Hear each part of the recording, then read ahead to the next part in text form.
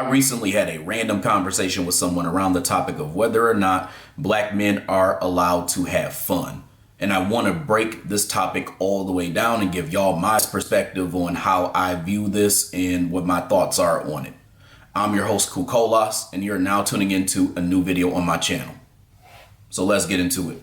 The short answer to this question is yes, black men are allowed to have fun, but I think we need to talk about the nuances of it as well too, because there is a lot to discuss when it comes to this. But before we get into all of that and my perspective on it, I need to jump into what I've heard from other people. There are a lot of content creators out there that actually would say no to the question of should black men be allowed to have fun. And their rationale to this question, or at least saying no to this question, is that fun is over after a certain age. And also for black men, or men in general, the main objective is for us to grind, to work, and then to die. And then that's it. And most of the time when you hear this type of talking point, it's either from a lot of that alpha male manosphere type of content, or you hear it from these extra hypergamous, for lack of better words, women who believe that a man who is prioritizing fun is not a man who is responsible enough to take care of them, their family, and do what they need to do to grind. And it's seen ultimately as a turnoff. Now, let me be clear. Men in general have the purpose of leading, producing, building, innovating, and also providing something that is tangible for the world to make it a better place. That's just manhood in general. But when we add the nuance of being a black man to the equation, it hits a little different. Black men don't just carry that alone. We carry this idea of having to deal with racism, stereotypes, suspicion, disrespect, and the constant pressure to prove our value. To me, that's what I would call a double burden. And we can't just transcend it and ignore it. These are things that actually affect our lives. These are systemic practices that actually make it more difficult for us to function and produce and to create something that's of value that ultimately changes the perspective of black men and the treatment as well too. White men specifically are judged by their productivity. Black men are judged by their productivity and by their race. So let's be clear. This means double the stress. And without the presence of joy, this can lead to an early demise. Fun isn't just a luxury, it's survival. And let's go ahead and look at some race-related statistics that impact stress in black men. There's a higher mortality risk for black men because if you look at the adjusted percentage for age and sex, black individuals face a 46% higher mortality risk than white individuals. Racism, both systemic and interpersonal, act as direct stressors that damage physical health in measurable ways. Chronic stress accelerates aging and ultimately weathering. Weathering hypotheses explains how decades of racism and cumulative stress accelerate psychological aging and deteriorate health.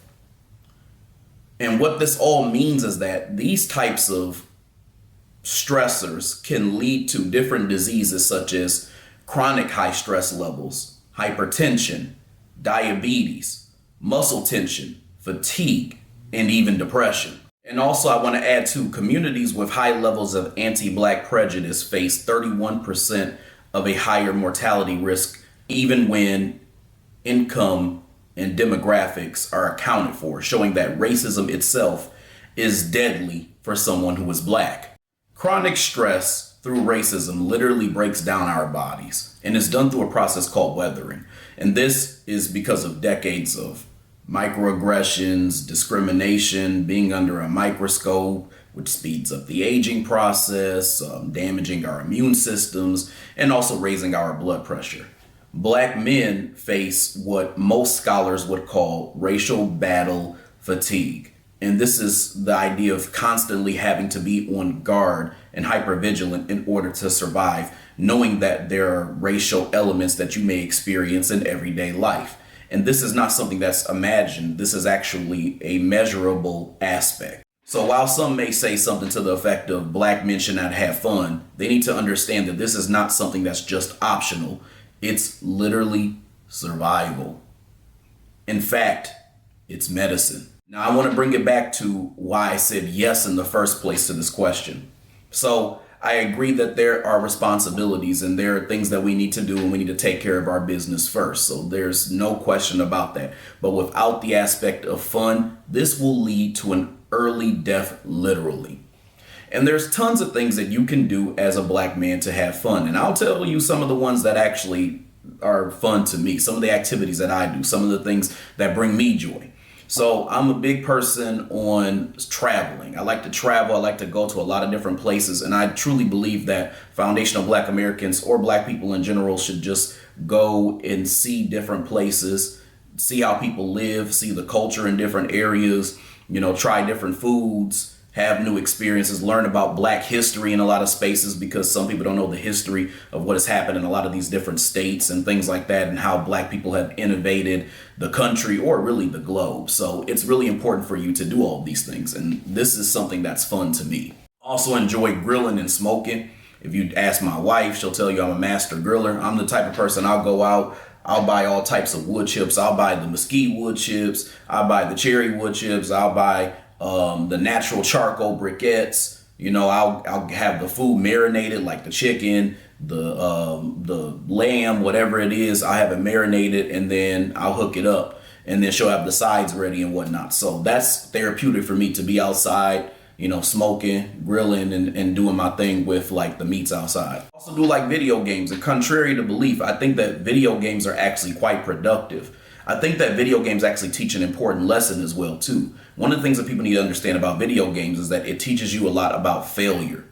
When you lose at a video game, it may be game over, but you do get another opportunity to get up and try again.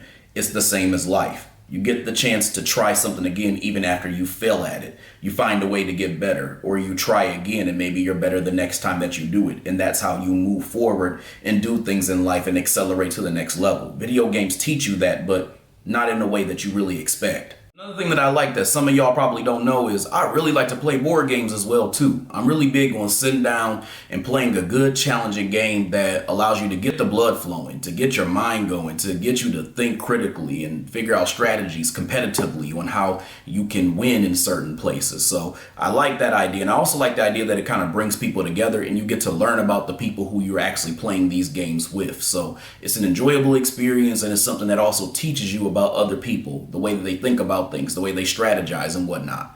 As a matter of fact, one thing I want to tell you is I'm actually going to be creating my own board games, as a matter of fact, at some point. I got a lot of work to do. That's not happening yet, but it will be happening soon. As y'all know, I'm a writer. I'm somebody who literally gets the thrill of writing things down, whether it's fiction, whether it's nonfiction. I like creating stories. I like talking about my experiences. I like being creative, whether it's nonfiction or whether it's fiction, and doing something and producing something that either entertains somebody or educates them. The point I'm making here is that all of the fun that you have is used to balance out all of the responsibility and hardships that you will face as a black man trying to be a man, while also trying to combat anti-black racism that is thrown your way. Now, this is especially important for us in new black media and those of us who are pro-black, because a lot of us are going to experience this probably 10 times anybody else, because we are actively doing what we need to do to seek justice for our people. And that means that we're going to face a lot of criticism and probably even more racism in the process of trying to dig up the truth and speaking truth to power. So it's so crucial for us to find an outlet that is actually enjoyable, not just something that we're doing because it's like, oh, we got to do it. Because I know some of y'all be like, oh, I got to work out and whatnot. And I do too, of course. I got to take care of myself. But something literally that you find real joy and comfort in doing, that balances out all the other things that are difficult within your life. With all that said, I did say that it's a balancing act, which means that we got to look at the other side of it as well too.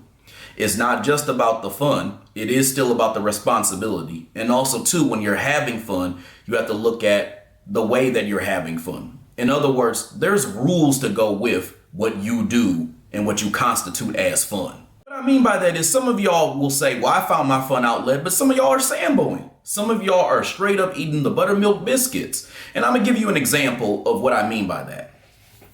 There's a difference between fun and silliness.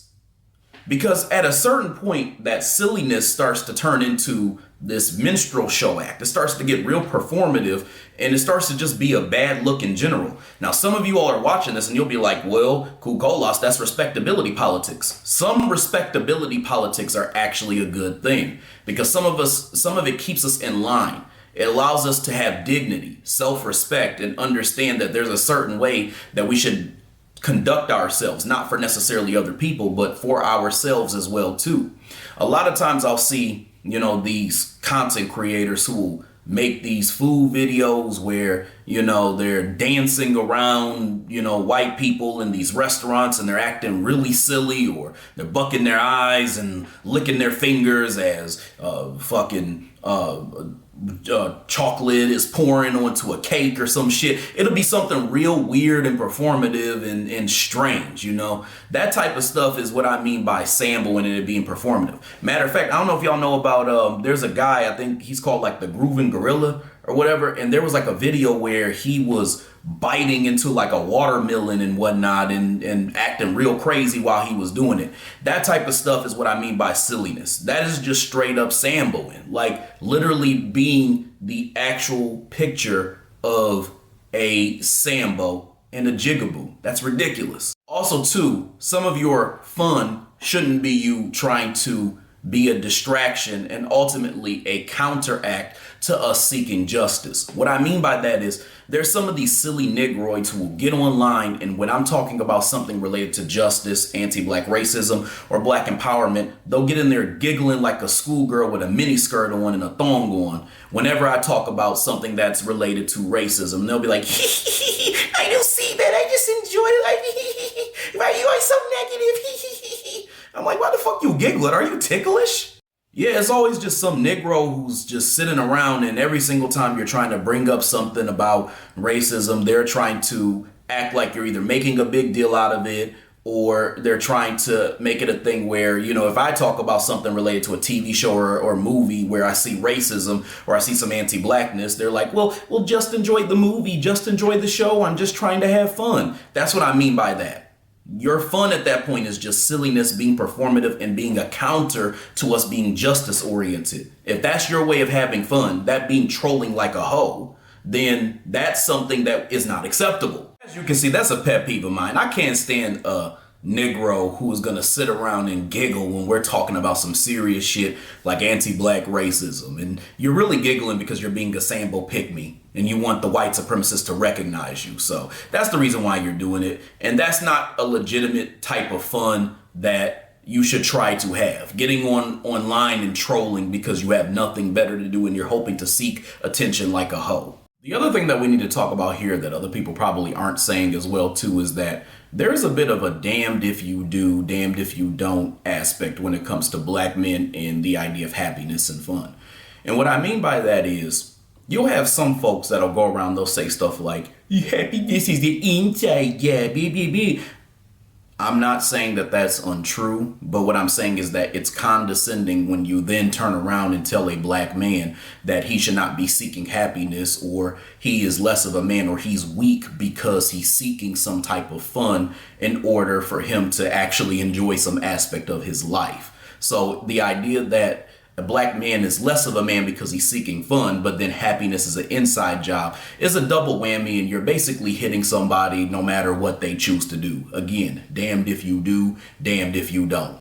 And the reality is that as a black man, you really can do whatever the hell you want, but you should be able to understand the consequences of your actions one way or another. That is why I said that it is okay to have fun, but you need to make sure that your fun is not performative and you're not samboing. And you also need to remember that you still do have a responsibility and certain things that you should be doing as a man. So these things are both very necessary. Don't ever believe that you need to be one or the other. You need to be serious all the time, or you need to just totally forget about responsibilities and then not not try to do anything for anybody but your damn self. You have to be a little bit of both, and you have to be able to listen to your body and understand when you need that break, and also too when it's time to get to business. All right, y'all, I hope you enjoyed this video. I hope you enjoyed what I had to say, and there will definitely be more to come, so make sure you stay tuned. In the meantime, I hope you like this video, subscribe to it, subscribe to my channel, share, and then hit the bell icon so you get notifications for whenever I come back with new videos on this channel. Other than that, I'll talk to y'all later. Peace out, y'all.